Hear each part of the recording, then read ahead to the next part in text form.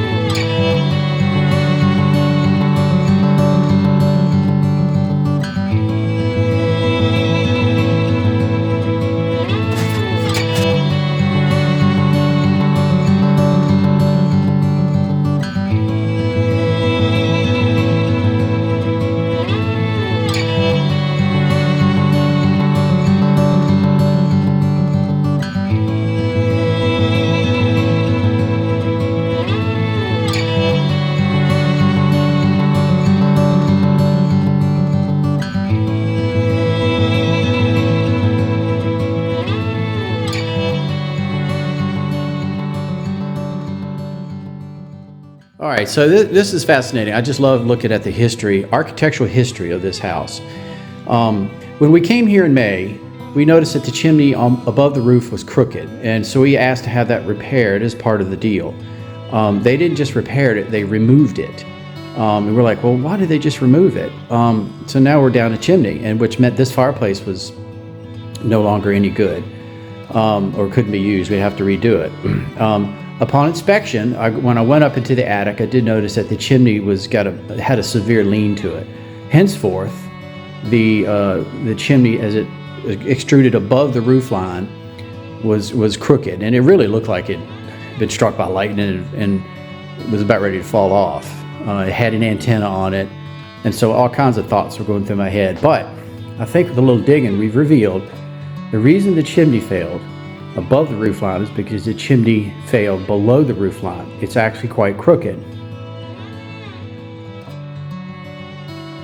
Furthermore, when I take the faux fireplace that was built here, you can see that they actually had shored this up, because I think at one time it was a much smaller fireplace, or even possibly not even a fireplace here.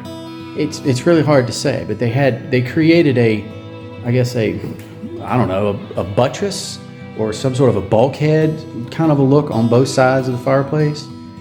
And when they did that, to carry the chimney load, I guess I say carry, maybe it was built this way originally. So they put the blocks in here, and then there's a beam that goes across there, and that carries the load of the chimney, which goes up and through and into the attic. Now, down below, when they did the kitchen renovation, they actually took, we think, just as that is a solid piece of stone, what they call rubble, which is about 18 inches thick, we also think the same thing went down here below. So this side was removed. They removed the 18-inch thick stone rubble, put the block in to carry the load of the header for the fireplace, for the chimney above it. And that, I think, was the start, again, historical architecture, that was the beginning of the end for the chimney. Something wasn't quite right, settling kicked in, and the chimney leaned. Okay, so coming into the kitchen, this was the modern kitchen that they put in. I believe, through a little bit of research, it's called the Inglenook style, where you take basically an old fireplace opening and just insert, all the kitchen appliances. In this case, where the radiator is, we believe that is where the fire box was. The chimney in fireplace that I'm working is right directly above here. And so, as I was talking, that quote-unquote bulkhead, or the stone wall that carried the weight of the chimney from all the way from above the roof line down was here. That hasn't been touched. That's still intact. But what they did do to open this Inglenook up was they got rid of the bulkhead or the column or wall or whatever you want to call it that came down right here. And you can see on the floor basically where the edge of that was. You can almost see possibly, I don't think the paint is indicative of that. I think that's possibly where a refrigerator was, but you can see the drop. So I think that was the edge of the hearth to include basically the same thing that's over here, which is the 18-inch, well, this one isn't 18 inches, but it's about a foot, I guess. They call it rubble, a rubble wall. To further note, if you look up in there, you can see where that wall just kind of stops. Now that wall goes all the way up into and that's what supported the chimney from floor all the way up through the roof. So when they added this ingle nook, they had to cap this or stop this because they wanted to open it up. I guess that's the first iteration of open concept way back when, because they wanted a nice long galley style kitchen running across here without any breaks. And that's when they put the block in upstairs. And that also, from my knowledge, and I'm not an architectural engineer by any stretch of the imagination, but that's also why they had to put a beam across here. I guarantee you behind this ceramic, there is a beam or a header of sorts which carries the weight up to that.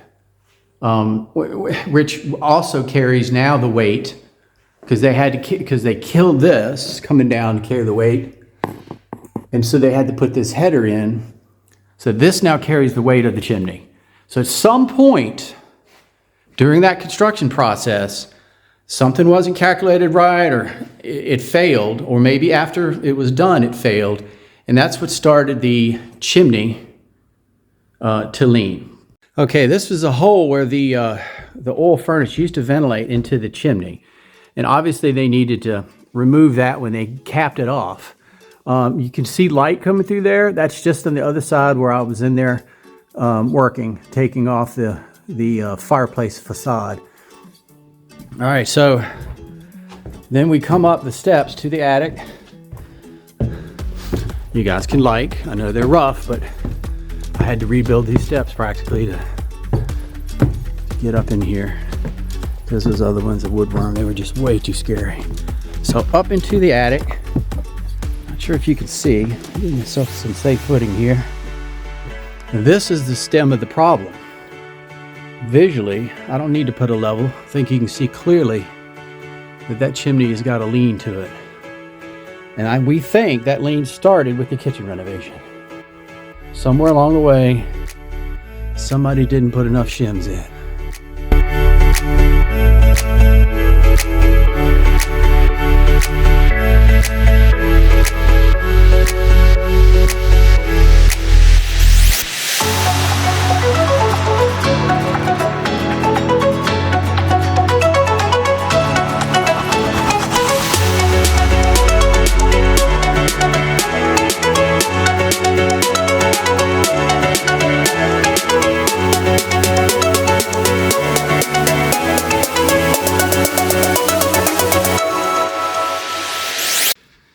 So started the process of removing the chimney and looked at a couple different methods for getting it out of the attic and came up with the fact that the best one is going to be through the flue.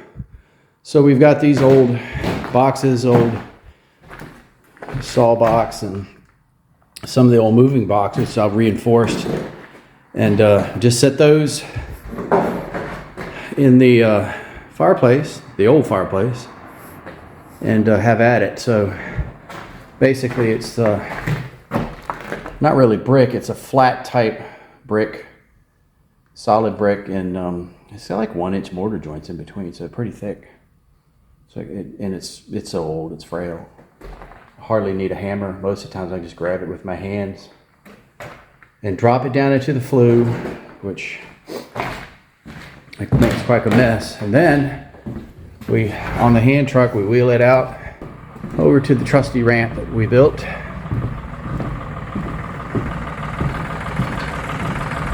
And down the chute into the back of the truck. So while that's going on, I'm up top. I'm up in the attic.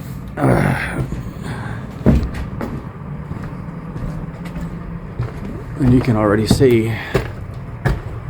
how much of the chimney I've taken down.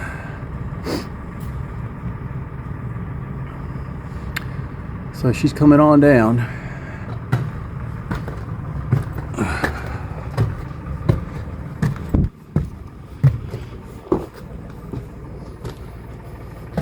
And it's a 2 flue. So the back flue, or I should say this one, is sealed off. So I'm trying to, when I take everything down around the perimeter and the middle, I'm trying to drop it into this one, which is the chase or the flue that goes down to where the boxes are.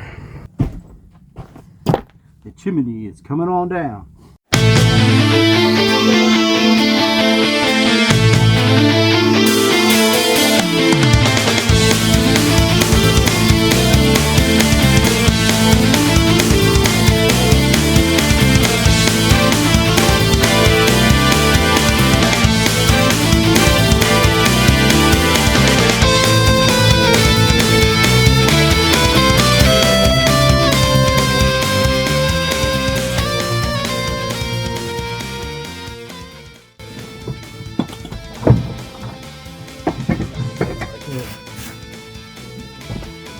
So from what I understand, you can see the light, but that's an example of one.